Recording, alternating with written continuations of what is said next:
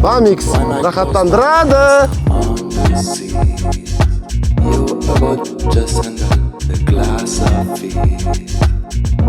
However, it is not just a dream. While the dream is sunny day, let's have some fun. Just a dream. Just a dream.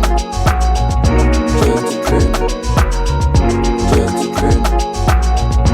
Just a dream. Just a dream. Just a dream. Unamasa unamadı деп жазыңыз, ұнаса ұнады деп жазыңыз. Және де лайк басуды міндетті түрде ұмытпаңыздар. Ассалаумағалейкум, құрметті достар. Сіздермен бірге Bamix YouTube арнасы. Міне алдарыңызда бүгінгі видеода Bamix'тің электромотоциклдері. Видеоны бастамас бұрын каналға тіркеліп қойыңыз. Қазір Естай екеуміз Медеуге, Алматы қаласының жоғары жағына электромотоциклдермен келдік. Енді Естай, астыңдағы электромотоцикл жайлы айта кетсең өзің.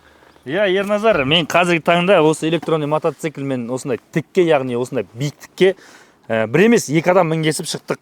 Енді мен айтатын сөзім жоқ, мен бұндай күштілікті күткен жоқпын. Яғни тікке біз екі адаммен 20 км/сағат жылдамдықпен көтерілдік. Енді Медеуге шығып жүрген өздері біледі ғой кісілер. 20 км/сағат жылдамдықпен осындай үлкен жолдарда биіктікті бағындырып шықтық. Енді сіздерге нақтырақ осы жасыл электронный мотоцикліміз туралы Bamix'тің нақтырақ обзор түсіндіре кетейік, қалай болатыны, қанша километрге дейін сағат жылдамдыққа дейін ұстайтыны және де қанша килограмм салмақты көтеретіндігі туралы айтатын боламыз.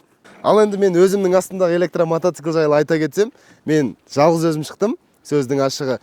Бұл жалғыз өзіңе де екі адамға да жақсы тарта береді екен. Яғни бұл тоқпен жүреді. Бұған бензин құйып, ондай әуре артық шығын керек емес. Яғни бұл аккумулятормен жүреді. Байқасаңыздар, мына жерде мотордың орнында ішінде екі аккумулятор тұратын орын бар. Қазірше астында бір аккумулятор тұр. Бұл тоқпен максимальный жылдамдығы 60-80 км/сағатына жүреді. Ал біз жоғары қарай келген болғандықтан ондай жылдамдықпен әлі жүріп көрмедік. Ал бұның қуатына келетін болсақ, бұның толық батарейкасы 100-120 км-ға жетеді сіздің жүруіңізге. Ал егер зарядкасына келетін болсақ, обычно үйдегі 220 вольтпен дәл осы жерден тығып зарядтай бересіздер.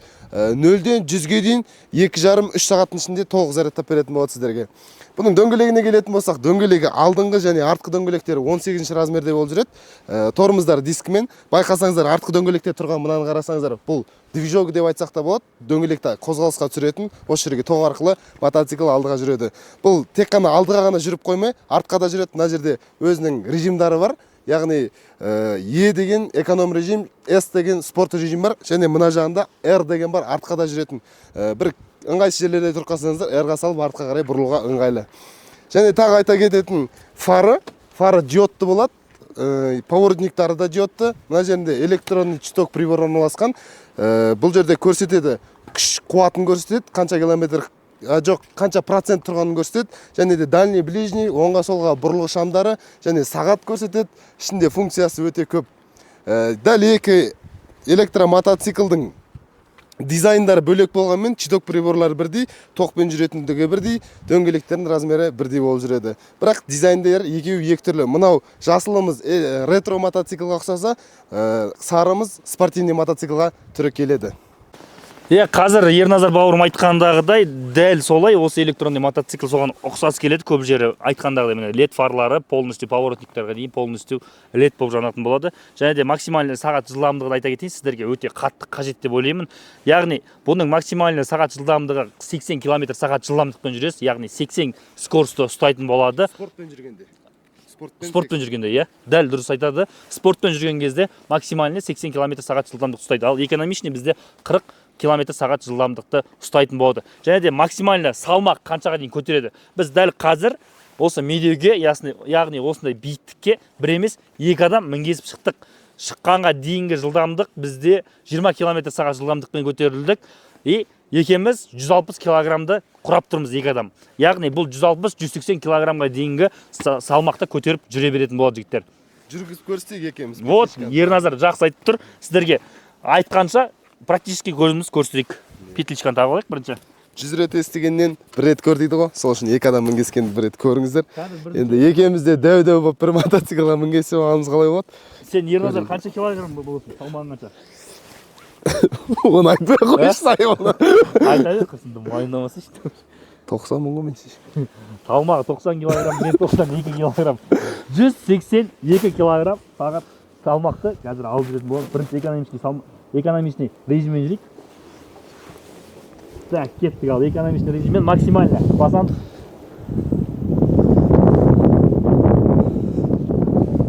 Басып жатырмыз жігіттер. Сол жүре келе скорость бар. Әрине ауыр салмақты алып жүре алмағандықтан енді максимально S-қа ауыстырамыз. Давай. Құлаққа бөкше.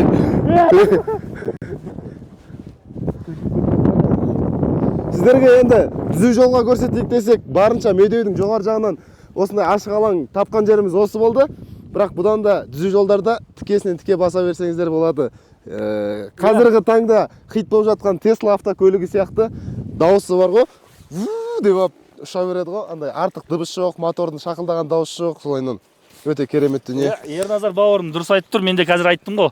Біз қазір мына жерде круговой жүрдік. Круговой жүргендіктен максимально уже ол бұл келе скоростын алады. Біз ұзындық жолға, яғни бір 500 метровка жолға қарай бассақ 80 км/сағат жылдамдыққа дейін өзі алып жүретін болады. Оны қазіргі таңда біз практически көрдік. Яғни осындай биіктіктен төмен қарай түскен кезде біз уже ұштық қой, короче.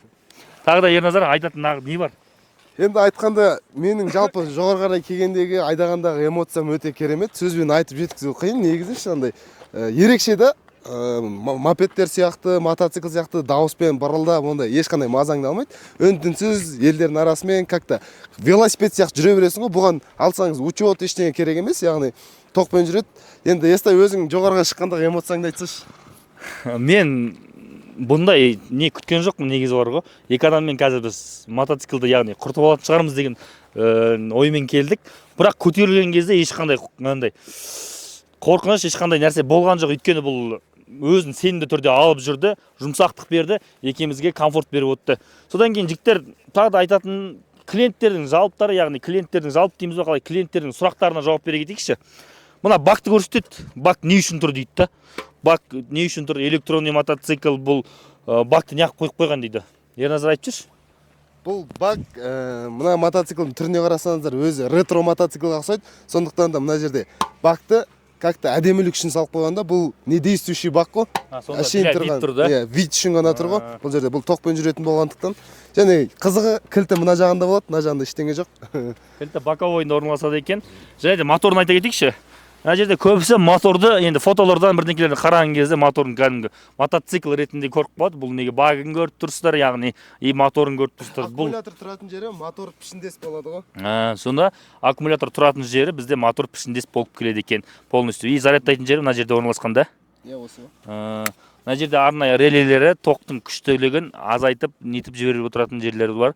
Проводтардың қалыңдықтарына келейік. Көптеген электронный мотоциклдердің проводтың қалыңдықтары өте жіңішке болады. Ал бізде ондай емес, өте үлкен көлемдегі проводтар орналасқан. Яғни сіздің мотоцикліңіздің электронный жағын, яғни тоқ жағын сіздерге күйіп кетпейтіндей максимально жасалған. Ал енді бұл мотоциклға келетін болсақ, амортизаторын байқасаңыздар, 2 амортизаторлы пружинамен болады артында. Осындай.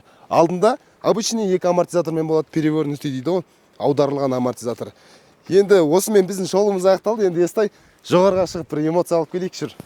Вот жігіттер, біз қазіргі таңда эмоциямызды алып кайфовать етіп келгенше, сіздер подписка жасап, достарыңызға таратып, және алдағы шолуларға дайын отырыңыздар.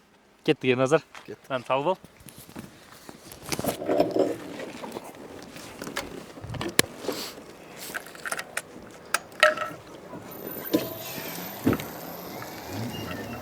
Мені күт.